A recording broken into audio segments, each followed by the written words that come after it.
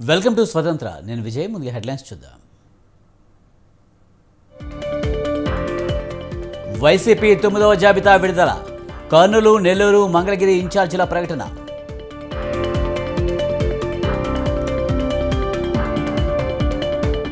పెత్తందారులకు పేదలకు జరుగుతున్న యుద్ధం ఇది. విజయం ఎప్పుడు ప్రజలదే అన్న వైఎస్ జగన్.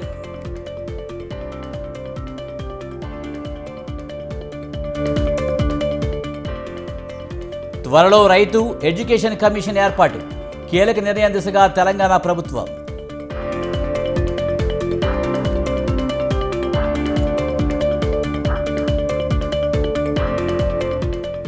కేసీఆర్ను లేకుండా చేయాలని రేవంత్ కుట్ర. మేడిగడ్డ టూర్లో హరీష్ రావు సంచలన వ్యాఖ్యలు.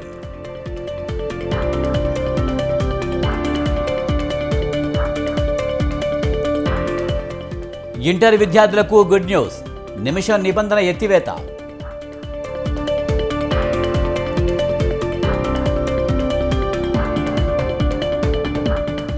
బెంగాల్ సర్కార్ నిందితులను కాపాడుతుంది. ఇండియా కూటమి మౌనం నటిస్తుందన్న మోదీ.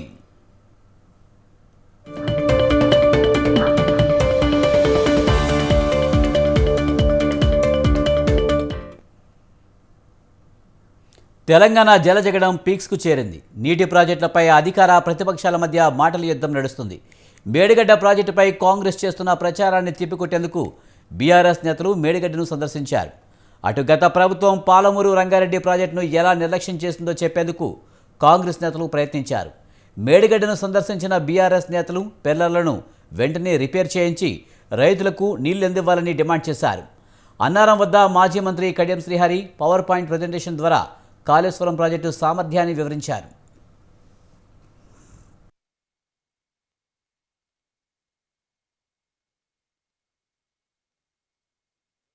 కాలంలోగా ఈ మేడిగడ్డ బ్యారాజీని కూడా మరమ్మతులు చేసి పునరుద్ధరించి దిద్దుబాటు చర్యలు తీసుకొని అవసరమైతే బాధ్యుల మీద చర్యలు యాక్షన్ కూడా తీసుకొని రైతులకు మాత్రం న్యాయం చేయండి.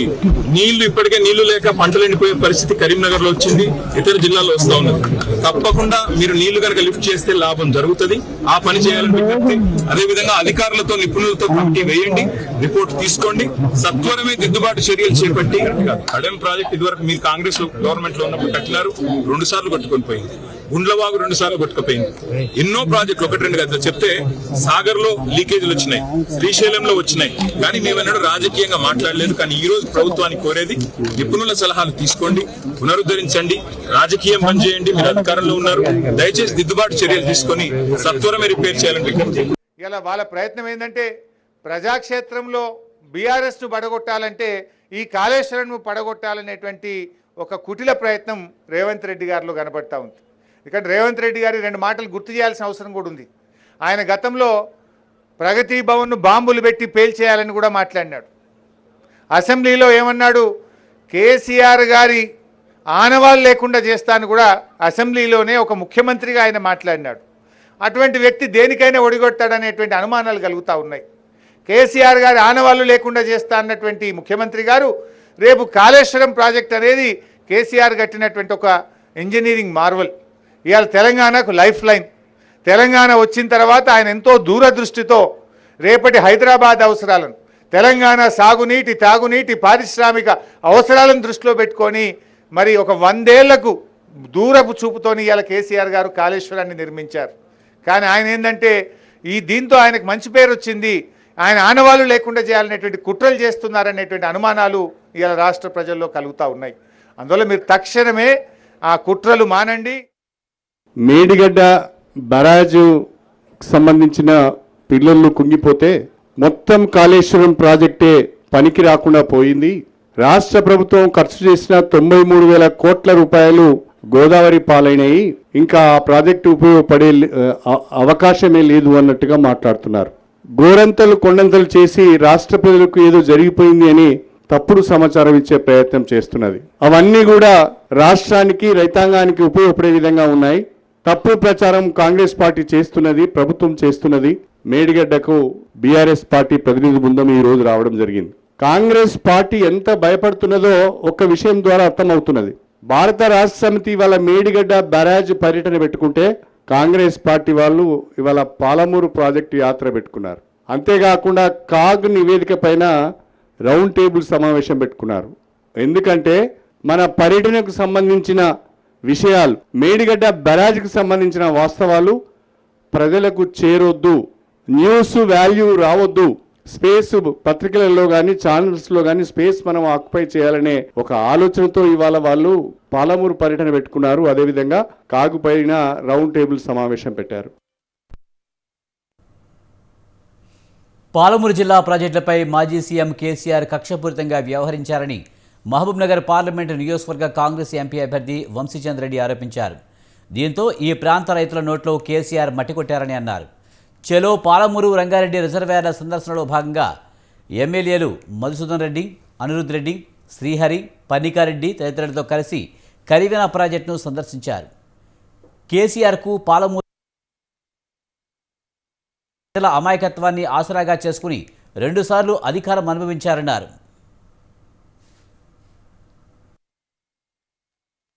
ఉన్నటువంటి కాళేశ్వరం మేడిగడ్డని బొందబెట్టి తెలంగాణ రాష్ట్ర ప్రజలని మోసం చేయడం జరిగింది, వంచడం జరిగింది.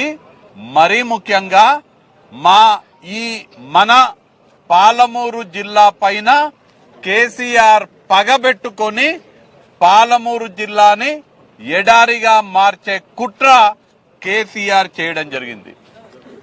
ఏ మహబూబ్ నగర్ ప్రజలైతే 2009వ సంవత్సరంలో జరిగిన లోక్సభ ఎన్నికల్లో కేసీఆర్ కి ఓట్లేసి ఎంపీగా గెలిపించి రాజకీయ పునర్జన్మ కేసీఆర్ కి ఏ మహబూబ్ నగర్ లోక్సభ నియోజకవర్గ ప్రజలు ఇచ్చిండ్రో అదే మహబూబ్ నగర్ పై కుట్ర చేసి పగ పెంచుకొని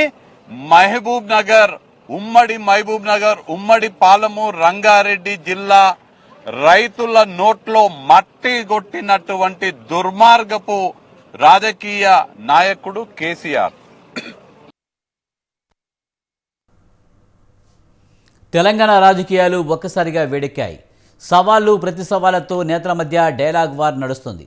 చేవెళ్ల సభలో సీఎం రేవంత్ రెడ్డి చేసిన సవాలుకు మాజీ మంత్రి కేటీఆర్ ఘాటుగా స్పందించారు. పార్లమెంటు ఎన్నికల్లో ఒక్క సీటైనా గెలిపించుకోవాలన్నారు రేవంత్ రెడ్డి. కాగా మల్కాజ్గిరిలో తేల్చుకుందాం రా అని ప్రతి సవాల్ విసిరారు కేటీఆర్. అటు మంత్రి కోమటిరెడ్డి వెంకటరెడ్డి, ఎమ్మెల్సీ జీవన్ రెడ్డి సైతం కేటీఆర్కు సవాల్ విసిరారు. ఎన్నికల కంటే ముందు రేవంత్ రెడ్డి పేరు చెప్తే 3 సీట్లు రాకపోతుండే అని నేను ఇవాళ ఈ వేదిక మీద నుంచి ఆ సొల్లు వాగుడు వాగే కేటీఆర్ ని సవాలు విసురుతున్నా. బిడ్డ, ఇవాళ నేనే ముఖ్యమంత్రి, నేనే పిసిసి ప్రెసిడెంట్ను. రేపు రాబోయే పార్లమెంట్ ఎన్నికల్లో నేను సవాలు విసురుతున్నా. నీ చేతనైతే దమ్ముంటే, నువ్వు మగోడివైతే ఈ తెలంగాణ రాష్ట్రంలో బిడ్డ ఒక్క సీటు గెలిచి చూపించు. నీ అయ్యా నువ్వు వస్తావా, నీ అయ్య వస్తాడా, మా కార్యకర్తలు చూసుకుంటారు. బిడ్డ, నువ్వు అనుకుంటున్నావా అల్లా తప్పగాడని? అల్లా తప్పగాలం కాదు, అవులగాళ్ళలాక అయ్య పేరు చెప్పుకొని కుర్చీలో కూర్చోలేదు సన్నాసోడా. కింది నుంచి కార్యకర్తగా కష్టపడి జెండాలు మోసి లాఠీ దెబ్బలు తిని అక్రమ కేసులు ఎదుర్కొని చెర్లపల్లి చెంచల్ కూడా జైల్లో మగ్గినా భయపడకుండా లొంగిపోకుండా నిటారుగా నిలబడి నిన్ను, నీ అయ్యను, నీ బావను బొందబెట్టి ఇవాళ కుర్చీలో కూర్చున్నాం. రుణమాఫీ చేయి నేను కూడా అనవచ్చు. మగాడివైతే రైతు భరోసా స్టార్ట్ చేయి, 70 లక్షల రైతుల ఖాతాల్లో డబ్బులే నేను కూడా అడగవచ్చు. మగాడివైతే మహాలక్ష్మి స్టార్ట్ చేయి, 1,67,00,000 మంది ఆడబిడ్డలు ఉన్నారు, నెలకు 2,500 ఇస్తానన్నాం, స్టార్ట్ చేయి నేను కూడా అడగవచ్చు. కానీ నేను ఇవన్నీ ఏమనట్లేదు. ఒక్క సీట్ అయినా గెలవము అనే మాట మాట్లాడే కదా. నీకు నిజంగానే దమ్ముంటే రేవంత్ రెడ్డి గారు, నేను సవాల్ చేస్తా ఉన్నా, నేను నా సిరిసిల్ల ఎమ్మెల్యే పదవికి రాజీనామా చేసి వస్తా. నువ్వు నీ ముఖ్యమంత్రి పదవికి, కొడంగల్ ఎమ్మెల్యే పదవికి రాజీనామా చేసిరా. నీ సిట్టింగ్ సీటు మల్కాజ్గిరిలో ఇద్దరం కొట్లాడదాం. ఆ ఒక్క సీట్లోనే తెలుసుకుందాం. ఈ రాష్ట్రం అంతా అతలాకుతలం చేయాల్సిన అవసరం లేదు. ఆ ఒక్క సీట్లోనే నేను వస్తాను మా పార్టీ తరఫున, నీ తరఫున నువ్వురా, నీ కాంగ్రెస్ పార్టీ తరఫున. అక్కడ తప్పకుండా తేల్చుకుందాం. ఎందుకంటే ఒక్క సీటు గెలవను అని మాట్లాడుతున్నాం. మరి నీ మల్కాజ్గిరి పార్లమెంట్ సీట్లో అసలు ఎన్ని ఎమ్మెల్యేలు గెలిచింది కాంగ్రెస్ పార్టీ? గుండుస్తున్నా. ఎంతమంది కార్పొరేటర్లు గెలిచారు నీ మల్కాజ్గిరి పార్లమెంట్ పరిధిలో? కాబట్టి గెలుపు ఓటములు అనే వాటిని పట్టుకొని దాన్ని ఎక్కువగా ఊహించుకొని తన శక్తి సామర్థ్యాలు తాను ఎక్కువగా ఊహించుకొని ఇవాళ మాట్లాడుతున్న రేవంత్ రెడ్డి గారికి నిజంగానే ధైర్యం ఉంటే, నిజంగానే దమ్ము ఉంటే, తెగువ ఉంటే నువ్వు రా, కొడంగల్ ఎమ్మెల్యే పదవికి రాజీనామా చేయి, ముఖ్యమంత్రి పదవికి రాజీనామా చేయి, మన మల్కాజ్గిరిలో నీ పార్టీ అభ్యర్థిగా నువ్వు రా, నేను కూడా నా ఎమ్మెల్యే పదవికి రాజీనామా చేసి నేను కూడా వస్తాను, అక్కడే తెచ్చుకుంటాను. మీరు పాలమూరుని సస్యశ్యామలం చేసినామని మీరు చెప్తున్నారు, పాలమూరుకి అన్యాయం చేసినని నేను చెప్తున్నా. మీరు కరెక్టా? మీరు చెప్పింది కరెక్టా? నేను చెప్పింది కరెక్టా? పాలమూరు ప్రజాక్షేత్రంలో తేల్చుకుందాము. దమ్ముంటే నిజంగా మీరు ఏదైతే చెప్తున్నారో పాలమూరు నిజంగా సస్యశ్యామలం చేసినామని చెప్తే ప్రజలందరూ మీకే కదా రేపు ఓట్లు వేసేది. రా, ఎలక్షన్లో తేల్చుకుందాము. దమ్ముంటే కేసీఆర్ మహబూబ్ నగర్ పార్లమెంట్ స్థానం నుంచి పోటీ చేయాలని నేను సవాల్ చేస్తున్నా. ఇదే రిఫరెండం. నువ్వు కరెక్టా, నేను కరెక్టా, మీరు మాట్లాడే దాంట్లో నిజముందా, నేను మాట్లాడే దాంట్లో ధర్మం ఉందా అనేది రేపు మహబూబ్ నగర్ లోక్సభ ఎన్నికల్లో నువ్వు పోటీ చెయ్యి, అదే రిఫరెండంగా భావిస్తాము. ఒకవేళ ఆ ఎన్నికల్లో అదే రిఫరెండం కేసీఆర్ భరతం మొత్తం కూడా, కేసీఆర్ బండారం మొత్తం కూడా ఆ ఎన్నికల్లో బయట పెడతాము. మా సవాల్ని స్వీకరించాలని కేసీఆర్ని పాలమూరు ప్రజల తరపున సిరిసిల్ల, సిద్దిపేట, గజ్జోలో పెట్టుకొని అప్పుడు 30,000తో గెలిచినాము, మేము 55,000తో గెలిచినాము. 10 ఏళ్ళు ప్రతిపక్షంగా ఉండి అప్పుడే రిజల్ట్ చేయాలి ఇన్సిడెంట్తో. మల్కాజ్గిరి సంబంధం ఏంటి? అందుకనే సిరిసిల్ల రిజైన్ చేయి, నేను కూడా రిజైన్ చేస్తా, అక్కడ కాంటాక్ట్ చేయి, నువ్వు నా మీద గెలువు, నేను పార్టీకి రిటైర్ అవుతా. నువ్వు ఓడిపోతే మీ నాయనతో స్టేట్మెంట్ ఇప్పి మా పార్టీ బంద్ చేసుకుంటామని. చాలా అయిపోతే ఒకసారి ఆ పరిజ్ఞానం ఎట్లా పార్టీ అయిపోయింది ఆ పని. ఈ దెబ్బతో నా పార్టీని క్లోజ్ చేస్తే మాకు ఫ్రీ ఉంటుంది. 20 years కాంగ్రెస్ ఉంటుంది రూలింగ్. ఆయన మాటలు, ఆయనకు ప్రౌడ్ ఎక్కువైంది. మన రాహుల్ గాంధీని, సోనియా గాంధీని ప్రగతి నివేదన గవర్నమెంట్ పైసలతోని పబ్లిక్ మీటింగ్ మరి ఇష్టం ఉన్న లాంగ్వేజ్ తిట్టే రాహుల్ గాంధీ, సోనియా గాంధీ తిట్టే ఫ్యామిలీ వాళ్ళ దేశం కోసం వాళ్ళ నాయనమ్మని, వాళ్ళ ఫాదర్ని పోగొట్టుకుంది. కేటీ రామారావు గారు ఏదైతున్నదో సరే, మొన్న రేవంత్ రెడ్డి గారు చేవెళ్ళలో మాట్లాడుతూ మీకు దమ్ముంటే ఒక సీటు గెలవండి చెప్పారండి పార్లమెంట్ బీఆర్ఎస్ పార్టీ. అన్ని ఏదైతుందో రేవంత్ రెడ్డి గారు దమ్ముంటే మమ్మల్ని ఒక సీటు గెలవంటున్నారు. మరి నిజంగా ఆయనకు దమ్ముంటే ఆయన ముఖ్యమంత్రి పదవికి ఎమ్మెల్యేకి రాజీనామా చేసి రమ్మను, నేను కూడా ఎమ్మెల్యే పదవి రాజీనామా చేసి ఇద్దరు మల్కాజ్గిరిలో కొట్టాను. ఆశ్చర్యం కలుగుతుంది. నీ ఎమ్మెల్యే పదవి ఎక్కడ, ఆయన ముఖ్యమంత్రి పదవి ఎక్కడ? నక్కకు నాగలు కానీ పెట్టినట్టుంది అని చెప్పి అంటున్నారు. నక్కకు నాగలు కానీ పెట్టినట్టుంది అని చెప్పి అంటున్నారు. ఛాలెంజ్ అనేది ఈక్వల్ ర్యాంక్ ఉండాలి. ఛాలెంజ్ అనేది ఈక్వల్ ర్యాంక్ ఉండాలి. ఇక్కడ ముఖ్యమంత్రి పదవితో పోల్చుకుంటావే నువ్వు రమ్మ రేవంత్ రెడ్డి గారు ఎవరనేది వేరు. నీ ముఖ్యమంత్రి అంటే ఈయన చూడు, ఆయన మాట, నీ ముఖ్యమంత్రి పదవికి రాజీనామా చేసి చేయమంటాడు. కొన్ని లేకుంటే ఇట్లానే ఉండే తమ్ముడు రేవంత్ రెడ్డి గారి కంటే ఉండే. ఆయన ముఖ్యమంత్రి పదవి ఉన్నాడు, పార్లమెంట్ కంటెక్ట్ చేస్తాడు. పర్వా ముఖ్యమంత్రి పదవిలో ఉన్నాడు, పార్లమెంట్ కంటెక్ట్ చేస్తాడు. ఎక్కడ అది కూడా ముఖ్యమంత్రి పదవికి రాజీనామా చేసి కంప్లైంట్ కంటే పోటీ చేయాలి చూడాలి. పార్లమెంట్ ఎన్నికల్లో కాంగ్రెస్ ఆశావహాలకు ఆ సీటు హాట్ కేక్లా కనిపిస్తుంది. ఇప్పటికే రాష్ట్ర రాజకీయాల్లో కీలకంగా వ్యవహరిస్తున్న 3 మంత్రుల కుటుంబ సభ్యులు టికెట్ రేసులో ఉండగా ఇప్పుడు మరికొన్ని కొత్త ముఖాలు తెరమీదకి వస్తున్నాయి. తమకంటే తమకే అవకాశం కల్పించాలంటూ పార్టీ సీనియర్లు బహిరంగంగా కోరుతున్నారు. ఇలా టికెట్ కోసం దరఖాస్తు చేసుకున్న డజన్ మంది లీడర్లు ఎవరి ప్రయత్నాల్లో వారుంటే అధిష్టానం మాత్రం రాహుల్ గాంధీని ఇక్కడి నుంచి పోటీ చేయించాలని భావిస్తుంది. పొత్తుల్లో భాగంగా ఈ సీటును తమకు కేటాయించాలని సిపిఐ పట్టుబడుతుండడం ఆసక్తిని రేపుతుంది.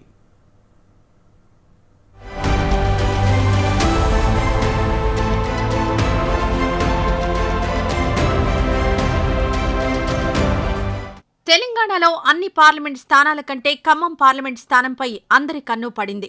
ఇక్కడ నుండి పోటీ చేస్తే గెలుపు నల్లేరు మీద నడకేనని భావిస్తున్నారు నేతలు.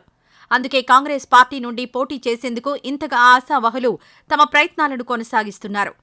ఇక సుదీర్ఘకాలంగా కాంగ్రెస్ రాజకీయాల్లో ఉంటూ సోనియా కుటుంబానికి వీర విధేయుడిగా చెప్పుకునే వీహెచ్ కూడా ఇక్కడ నుండే బరిలో దిగుతారంటూ పట్టుపడుతున్నారు. తనకంటే అర్హతలెవరికి ఉన్నాయో చెప్పాలని బహిరంగంగానే ప్రశ్నిస్తున్నారు. ఇంకా కాంగ్రెస్ వర్కింగ్ ప్రెసిడెంట్ జెట్టి కుసుమ కుమార్ రీసెంట్గా రేసులోకొచ్చారు.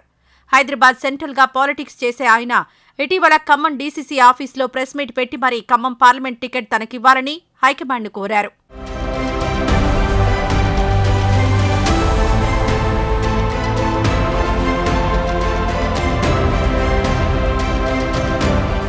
ఇక ఇక డిప్యూటీ సీఎం మల్లు భట్టి విక్రమార్క సతీమణి మల్లు నందిని, మంత్రి పొంగులేటి శ్రీనివాసరెడ్డి సోదరుడు ప్రసాద్ రెడ్డి, మంత్రి తుమ్మల నాగేశ్వరరావు తనయుడు యుగంధర్తో పాటు వ్యాపారవేత్త వీవీసీ రాజేంద్ర ప్రసాద్ కాంగ్రెస్ టికెట్ ఆశిస్తున్నారు. మరో సీనియర్ నేత మాజీ కేంద్ర మంత్రి రేణుకా చౌదరికి కాంగ్రెస్ ఇటీవల రాజ్యసభ సీటు కేటాయించడంతో ఆమె పోటీ నుంచి తప్పుకున్నారు. లేదంటే ఆమె కూడా రేసులో ఉండేవారే. తొలుత రాష్ట్ర నాయకత్వం సోనియాను ఖమ్మం నుండి పోటీ చేయించాలని భావించగా ఆమె రాజ్యసభకు వెళ్లడంతో రాహుల్ గాంధీని అయినా పోటీ చేయించాలని భావిస్తోంది. రాహుల్ గాంధీ పోటీ చేయని పక్షంలో కాంగ్రెస్లో ఈ సీటు కోసం తీవ్ర పోటీ నెలకొనే అవకాశం ఉంది. మరోవైపు కామ్రేడ్లు కూడా ఖమ్మం సీటుపై గురిపెట్టారు. అసెంబ్లీ ఎన్నికల టైంలో కాంగ్రెస్తో పొత్తు పెట్టుకుని ఒక్క అసెంబ్లీ సీటుతో సరిపెట్టుకున్న సిపిఐ ఇప్పుడు తమకొక పార్లమెంట్ సీటు కేటాయించాలనే ప్రపోజల్ పెట్టింది.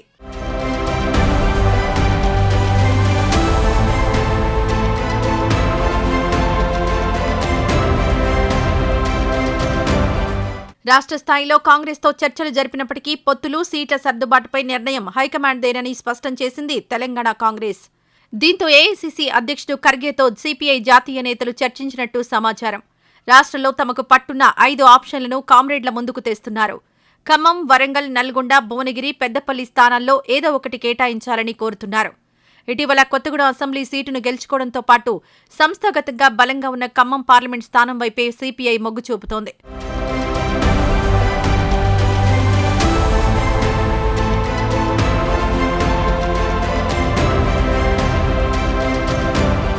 రెండు 2014 ఎన్నికల్లో కూడా కాంగ్రెస్తో సిపిఐ పొత్తు పెట్టుకోగా ఖమ్మం సీటును సిపిఐకి ఇచ్చారు. ఆ పార్టీకి అప్పుడు రాష్ట్ర కార్యదర్శిగా ఉన్న కె నారాయణ ఖమ్మం లోక్సభ సెగ్మెంట్ నుంచి పోటీ చేసి 3వ స్థానంలో నిలిచారు.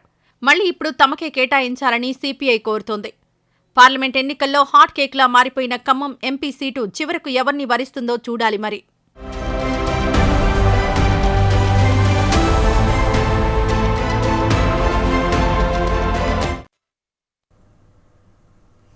పరీక్షల వేళ విద్యార్థి లోకానికి గొప్ప ఆనందం అందించారు ఏపీ సీఎం జగన్మోహన్ రెడ్డి. జగనన్న విద్యా దీవెన నిధులను విడుదల చేశారు. ఈ పథకం ద్వారా 9,44,000 మందికి లబ్ధి చేకూరుతోంది. జగన్ అనే వ్యక్తి పక్కకు వెళితే విద్యార్థులకు ఇంగ్లీష్ మీడియం చదువులు 100% ఫీజు రియంబర్స్మెంట్ ఉండదని ముఖ్యమంత్రి జగన్ హెచ్చరించారు. విద్యార్థుల కోసం చంద్రబాబు చేసిన ఒక్క మంచి పని లేదని అన్నారు సీఎం.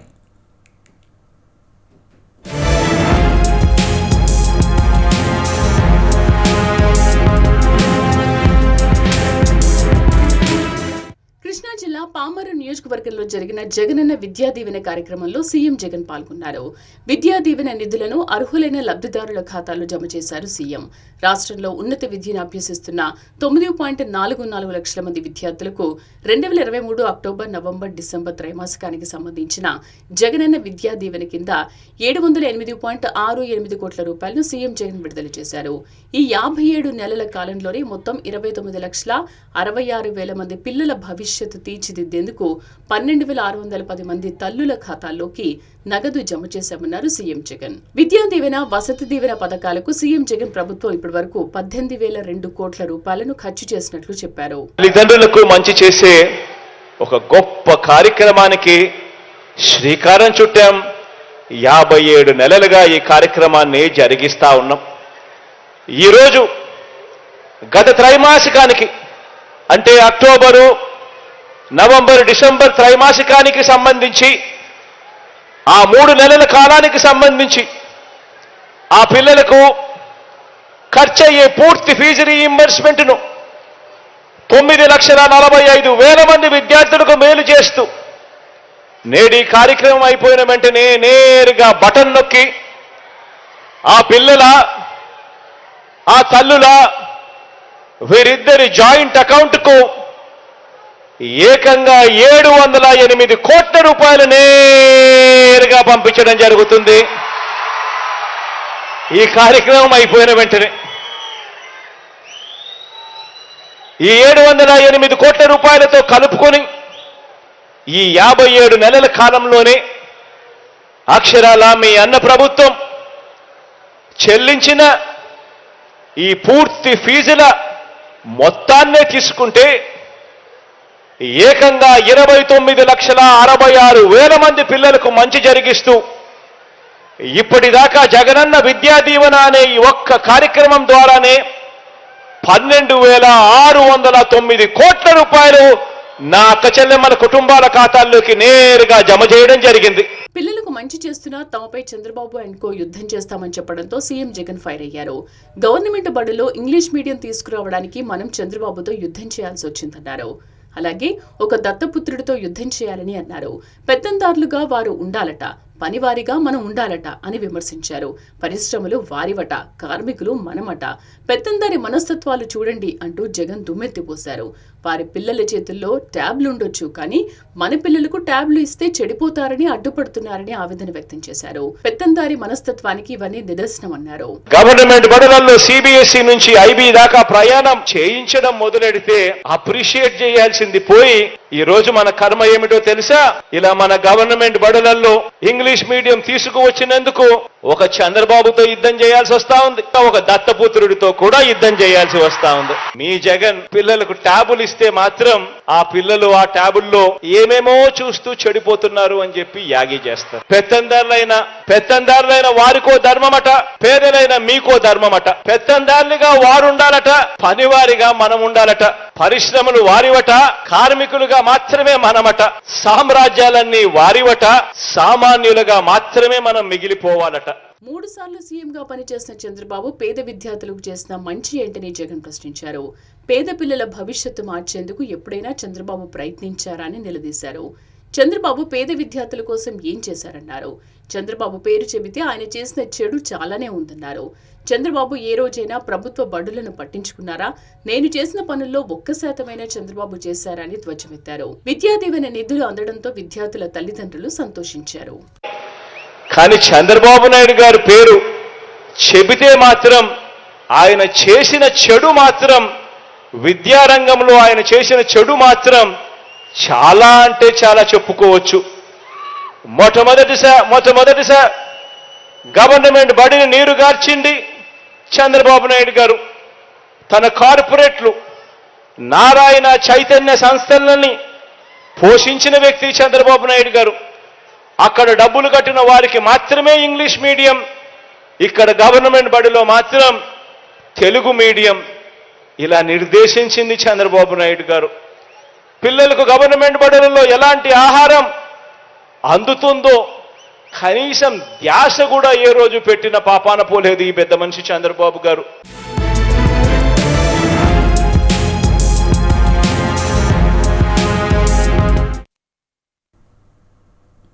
ఎన్నికల వేళ టీడీపీలో చేరేందుకు మైలవరం ఎమ్మెల్యే వసంత కృష్ణప్రసాద్ సిద్ధమయ్యారు. మరి వసంత టీడీపీలో చేరికకు ఆలస్యం ఎందుకు అవుతుంది? ముహూర్తాల మాట నిజమా? చంద్రబాబు నుంచి టికెట్ హామీ రాలేదా? టీడీపీ నాయకులు కార్యకర్తల వ్యతిరేకత కారణమా? పార్టీలో చేరతారని చెబుతున్న వసంత నియోజకవర్గంలో ఎందుకు పర్యటన చేయడం లేదు? వసంత టీడీపీలో చేరితే ఎవరు ఆయన వెంట నడుస్తారు? వేచి చూడాలి.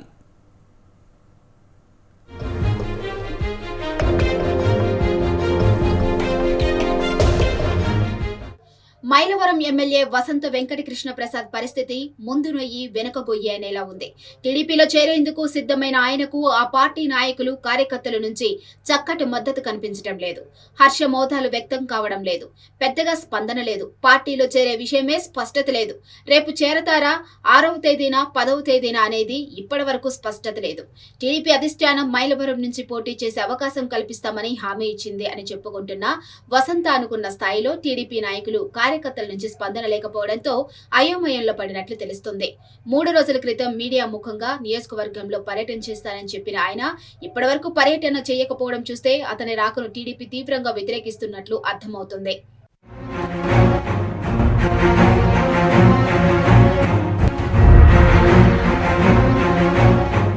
అధికార పార్టీ ఎమ్మెల్యేగా ఉన్నప్పుడు తమను కేసులు పెట్టి వేధించి ఆర్థికంగా ఇబ్బందులు గురి చేసిన వసంతకు తాము ఏ విధంగా సహకరిస్తామని టీడీపీ నేతలు కార్యకర్తలు అంటున్నారు. ఓటు వేయాలంటే నోటాకు వేస్తాం కానీ వసంతకు మాత్రం ఎట్టి పరిస్థితుల్లో వేయమని వారు స్పష్టం చేశారు. నాయకుడు మాట కాదనలేక మొక్కుబడిగా కార్యకర్తలు వ్యవహరిస్తున్నట్లు కనిపిస్తుంది.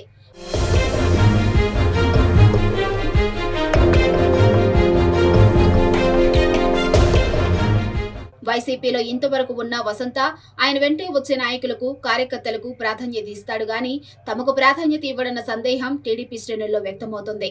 అటువంటి వ్యక్తికి ఎన్నికల్లో ఏ విధంగా ఓటు వేస్తామని వారే అంటున్నారు. అంతేకాకుండా టీడీపీ నాయకులు కార్యకర్తలు సోషల్ మీడియా వేదికగా వసంతకు వ్యతిరేకంగా పోస్టులు కూడా పెడుతున్నారు.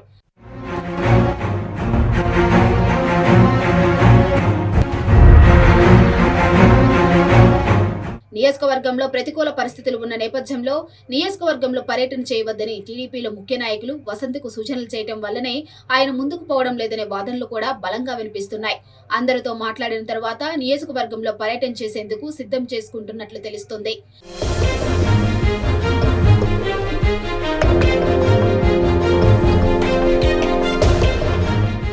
టీడీపీ శ్రేణులు నాయకుల నుంచి ఎదురుగాలి వీస్తున్న నేపథ్యంలో వసంత కృష్ణ ప్రసాద్ ఆ పార్టీలో చేరితే పరిస్థితి ఎలా ఉంటుంది, కార్యకర్తలు సహకరిస్తారా లేదా అనేది చూడాల్సి ఉంది.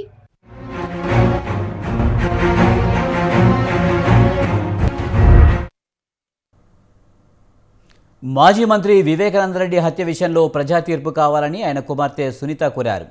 తన వారికే తీరని అన్యాయం చేసిన జగన్ పార్టీని ఎట్టి పరిస్థితుల్లోనూ గెలిపించొద్దని ప్రజలను విన్నవించారు.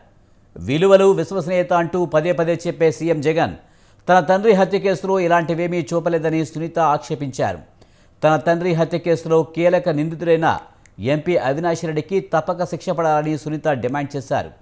సిబిఐ విచారణ తీరుపై అసంతృప్తి వ్యక్తం చేసిన సునీత విచారణ ఎంత ఆలస్యమైతే కేసు దర్యాప్తు అంత సంక్లిష్టంగా మారుతుందన్నారు.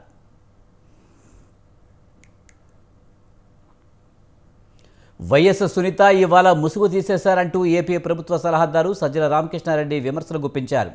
చంద్రబాబు చేతిలో ఆమె పావులా మారారని, ఆమె ఎవరికి కృతజ్ఞతలు తెలిపారో చూస్తే అందరికీ ఈ విషయం అర్థమవుతుందని అన్నారు.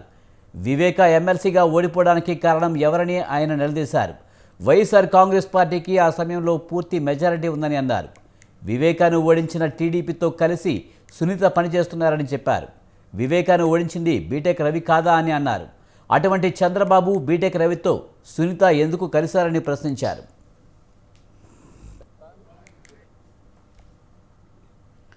బెంగళూరులో పేలుడుతో హైదరాబాద్ పోలీసులు హై అలర్ట్ అయ్యారు. ఇందిరా పార్క్, అశోక్ నగర్, బాగ్లింగంపల్లి ప్రాంతాల్లో పోలీసులు ముమ్మరంగా తనిఖీలు నిర్వహించారు. కొన్ని చోట్ల రోడ్లకు అడ్డంగా పోలీసులు బారికేడ్లు ఏర్పాటు చేసి అనుమానాస్పద వాహనాలను క్షుణ్ణంగా తనిఖీ చేశారు.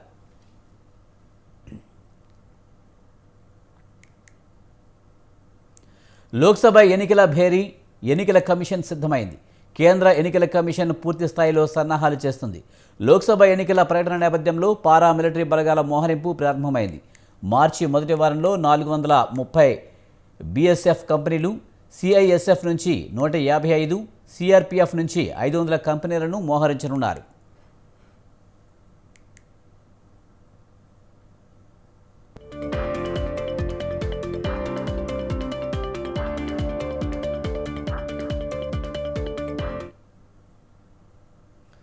గత డిసెంబర్ 13న పార్లమెంటు భద్రతా వలయాన్ని ఛేదించుకుని లోక్సభలో హల్చల్ చేసిన కేసులో నిందితులను నేడు కోర్టులో హాజరుపరిచారు. వారు 6 తమ న్యాయవాదిని మార్చుకున్నారు. వారందరి తరపున ఒకే న్యాయవాదిని వాదించనున్నారు. దీంతో కోర్టు వారి కేసు తదుపరి విచారణను మార్చి 11కు వాయిదా వేసింది. వారి జ్యుడిషియల్ కస్టడీని కూడా అప్పటి వరకు కోర్టు పొడిగించింది. తాను వెన్నునొప్పితో బాధపడుతున్నానని నిందితులు నీరమ్ ఆజాద్ కోర్టుకు విన్నవించారు. తనకు ఎక్స్రే తీయించినా మెడిసిన్ కల్పించడం లేదని పేర్కొన్నారు. నిర్దిష్టమైన దరఖాస్తును కోర్టుకు సమర్పించాలని నీలం తరపు న్యాయవాదిని కోర్టు ఆదేశించింది.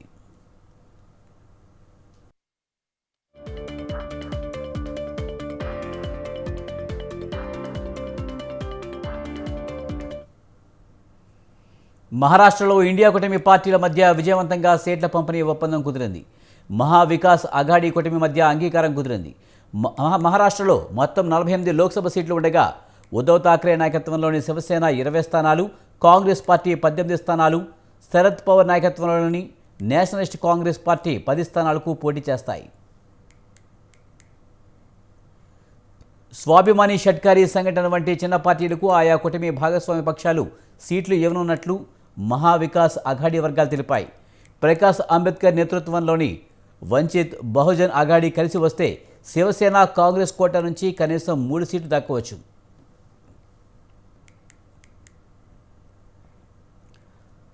ఉద్ధవ్ ఠాక్రే, శరద్ పవార్తో పాటు రాష్ట్ర కాంగ్రెస్ చీఫ్ నానా పటోలే, పార్టీ సీనియర్ నేత బాలాసాహెబ్ తోరట్, మాజీ సీఎం పృథ్వీరాజ్ చవాన్ చర్చల్లో పాల్గొన్నారు. సీట్ల పంపిణీపై ఒప్పందం కుదిరిందని, ఇక తదుపరి చర్చలు ఉండవని, ప్రచారాన్ని ప్రారంభిస్తామని ఎన్సీపీ నేత జితేందర్ అవధ్ తెలిపారు.